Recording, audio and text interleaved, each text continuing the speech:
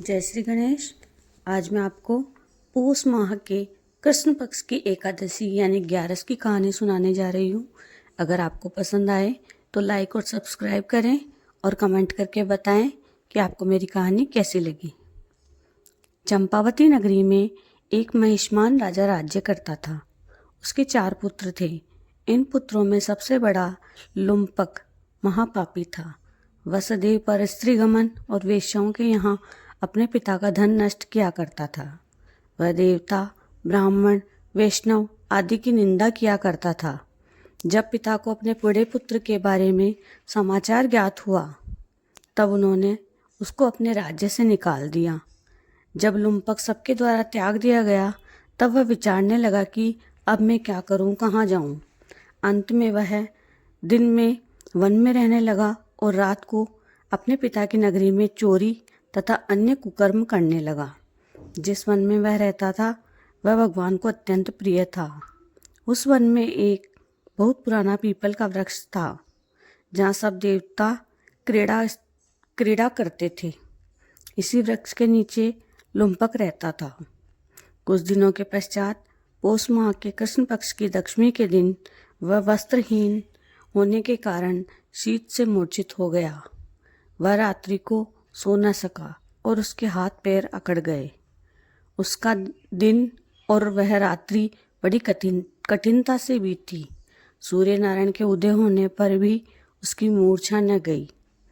सफला एकादशी के मध्याह्न तक वह दुराचारी मूर्छित ही पड़ा रहा। जब सूर्य की गर्मी से उसे होश आया तो वह अपने स्थान से उठकर वन में भोजन की खोज में चल पड़ा। उस दिन वह जीवों को मारने में असमर्थ था, इसलिए जमीन पर गिरे हुए फलों को लेकर पीपल के वृक्ष के नीचे आया।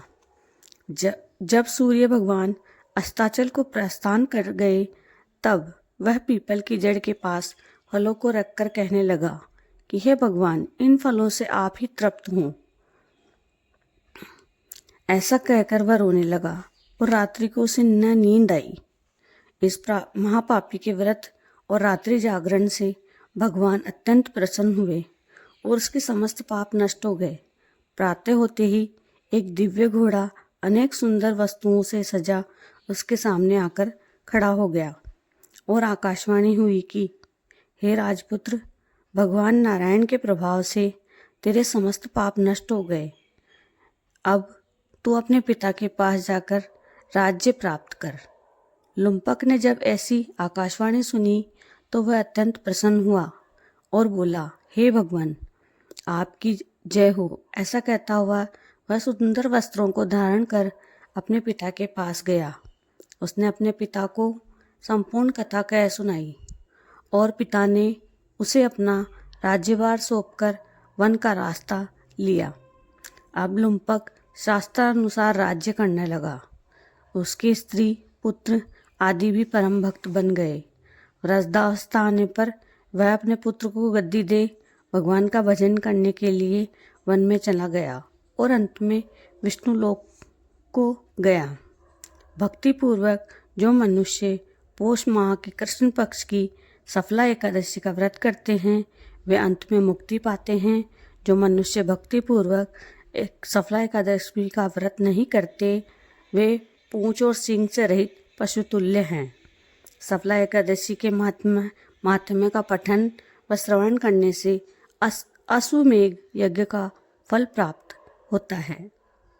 जय श्री गणेश।